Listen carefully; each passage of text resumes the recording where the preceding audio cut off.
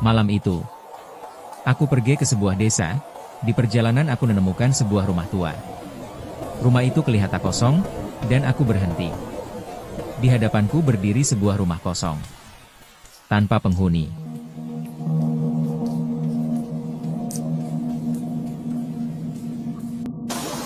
Malam itu hujan sangat deras. Aku berniat berteduh di rumah itu. Aku berdiri sendirian di depan rumah itu. Dan entah kenapa, kakiku tetap melangkah mendekat.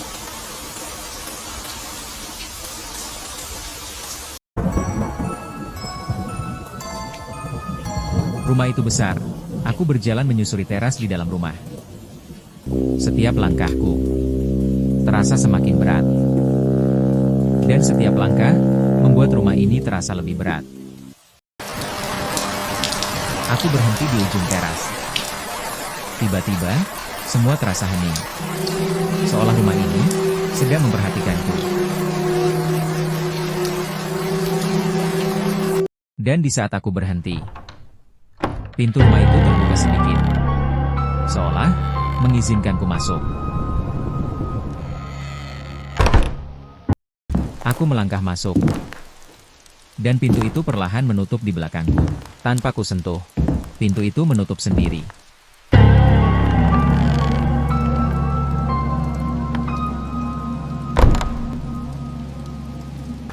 Di dalam rumah, masih ada beberapa perangkat. Seolah rumah ini baru saja ditinggalkan. Aku melihat jam dinding itu berhenti. Seolah waktu tidak berjalan di rumah ini. Dan saat aku berhenti melangkah, ada suara aneh, dan aku sadar. Aku tak lagi sendirian. Tiba-tiba kursi itu bergerak sendiri. Seperti ada yang mendorong kursi itu, aku merasa merinding. Dan aku berusaha tetap tenang. Aku berjalan di lorong.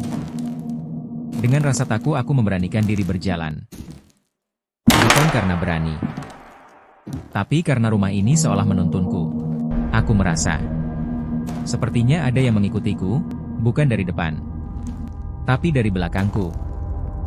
Aku berjalan melewati tangga, dan atap bangunan di depanku runtuh. Seperti ada yang tidak wajar dengan kejadian ini. Langkahku terhenti. Aku tidak melihat apapun, tapi aku mendengarnya.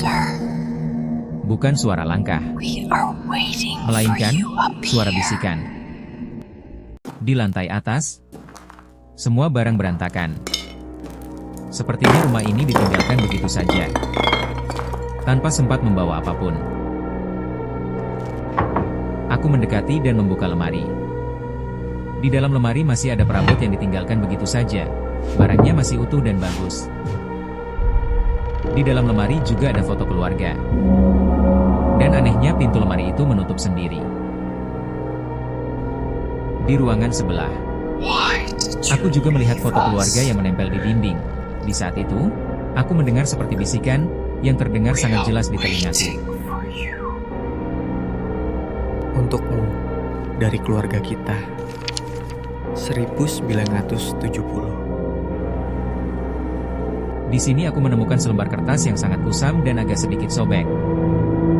Di sini tertulis untukmu, untuk keluarga kita. 1970. Aku tidak mengerti arti dari makna tulisan tersebut. Di ruangan lain juga sama di ruangan sebelah. Tiba-tiba atap rumah itu jatuh. Seolah-olah ada yang sengaja menjatuhkan, aku berusaha tenang.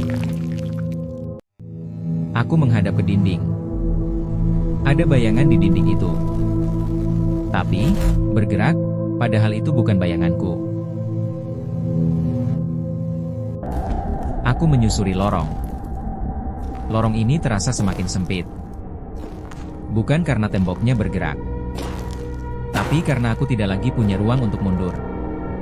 Di lorong itu, aku bisa merasakannya. Ada suara napas itu, dan semakin dekat suara itu.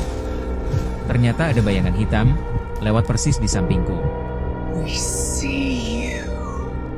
Aku mendengar suara. Suaranya semakin dekat dan jelas.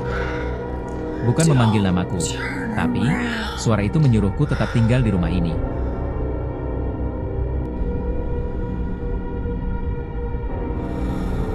Aku masuk ruangan lainnya.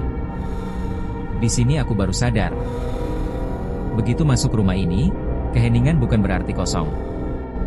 Rumah ini sebenarnya tidak kosong, tapi ada makhluk lain yang menempatinya. Makhluk yang tidak bisa terlihat oleh mata manusia biasa.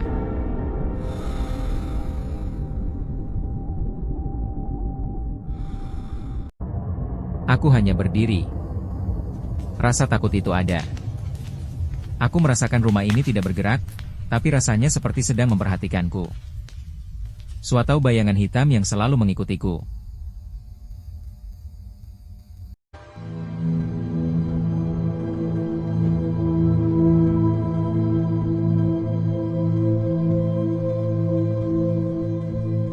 Lorong itu tidak mengundang, tapi seolah mengenalku sejak lama.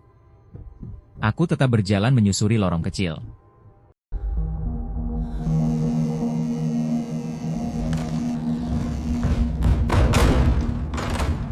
Saat itu aku melihat dengan jelas. Melihat sosok hitam, sosok itu lari dan memeluk sosok hitam kecil di hadapanku. Sejak itu aku mengerti, yang disebut penghuni tanpa ada rupa. Bukan selalu yang terlihat. Tetapi yang tak terlihat juga ada dan nyata.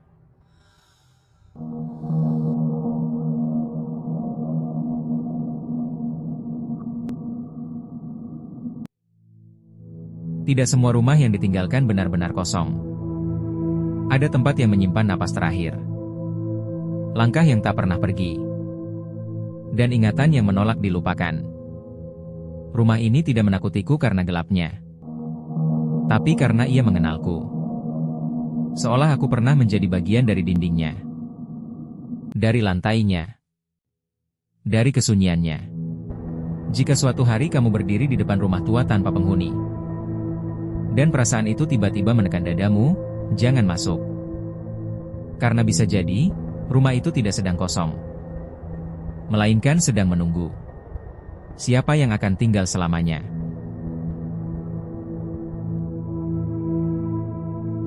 Cerita yang baru saja kamu tonton hanyalah karya fiksi.